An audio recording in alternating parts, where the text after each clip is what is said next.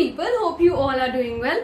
हम लोगों ने section 44 of the Indian contract act तक बात कर ली थी, तो अगर आप लोगों ने वीडियो नहीं देखी है तो प्लीज डू वॉच दैम। आज हम लोग section 45 of the Indian contract act के बारे में बात करेंगे।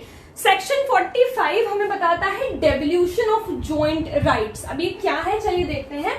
When a person has made a promise to two or more persons jointly, unless a contrary intention appears from the contract, the right to claim। देखो contrary intention का मतलब मैं बता देती हूँ।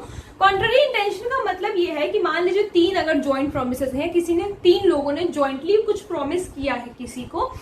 अब उस कॉन्ट्रैक्ट में कॉन्ट्ररी इंटेंशन का मतलब ये होता है, उस कॉन्ट्रैक्ट में क्लॉज ऑलरेडी एडेड है कि अगर मान लो कि कुछ लॉस होता है या कोई प्रॉब्लम आ जाती है जिसकी वजह से पैसा कम देना पड़ सकता है, तो उसमें क्या होता है, मान लो अगर 3,000 रुपए है, उसमें क्या होता है कि अगर कॉन्ट्ररी इंटेंशन का क्लॉज है तो एक कहेगा कि भाई अगर कुछ प्रॉब्लम हो जाती है, कोई अगर मेरी बिजनेस में या कंपनी में लॉस आ जाता है तो मैं सिर्फ 800 रुपए तक ही पे करूंगा। मतलब कि वो ऑलरेडी डिसाइड कर लेते हैं अगर लॉस होता है तो, अगर नहीं तो नहीं, अगर कॉन्ट्ररी इंटेंशन नहीं है तो फिर नहीं। लेकिन अगर लॉस हो जाता है तो मैं सिर्फ, एक कहता है कि मैं 800 रुपए तक पे करूंगा, दूसरा कहता है मैं 1000 रुपए तक पे करूंगा। ये डिपेंड करता है कॉन्ट्ररी इंटेंशन पे। तो कॉन्ट्ररी इंटेंशन का मतलब आई होप क्लियर हो गया होगा।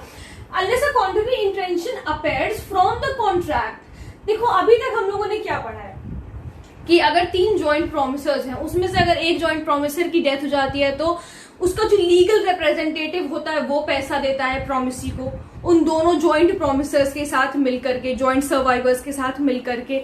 अब अगर दूसरे की भी डेथ हो जाती है तो ए का रिप्रेजेंटेटिव और बी का रिप्रेजेंटेटिव, लीगल रिप्रेजेंटेटिव और सी क्या करेंगे, पैसा देते हैं ए को, ठीक है, पैसा रीपे करते हैं उसको।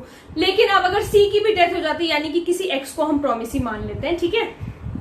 अब क्या होता है, अगर सी की भी डेथ हो जाती है तो उनका भी जो लीगल रिप्रेजेंटेटिव है, यानी कि तीनों लीगल रिप्रेजेंटेटिव एक साथ मिलकर के उसका पैसा उसको रीपे करेंगे। अब हम इसे एक एग्जाम्पल से समझते हैं क्या मतलब है।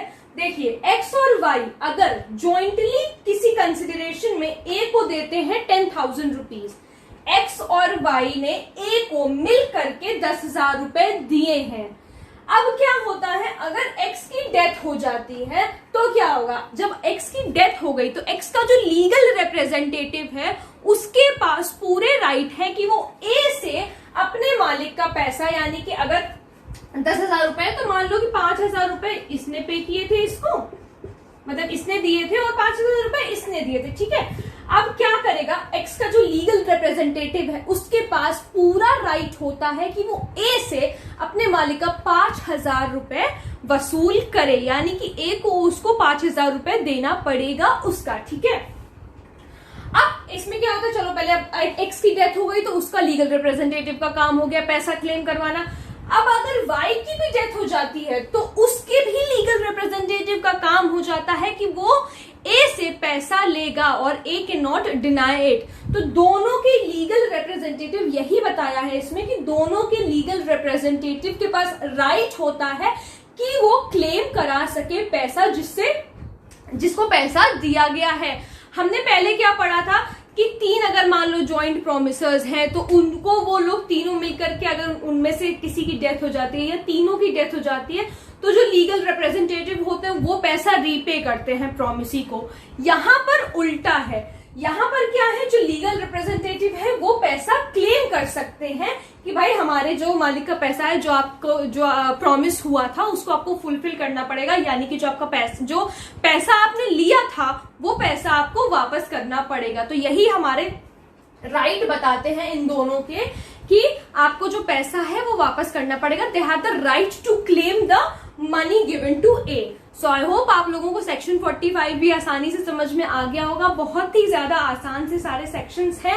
अगर आप लोगों ने पहले की वीडियोस नहीं देखी हैं तो प्लीज देख लीजिए, मैंने बहुत ही ज्यादा सिंपल वे में वो सारी वीडियोस, वो सारे टॉपिक्स क्लियर किए हैं। अगर कोई प्रॉब्लम हो तो please let me know in the comment section, और अगर आप लोग किसी टॉपिक पे वीडियो देखना चाहते हैं तो वो भी प्लीज मुझे जरूर बताइएगा। Thank you so much.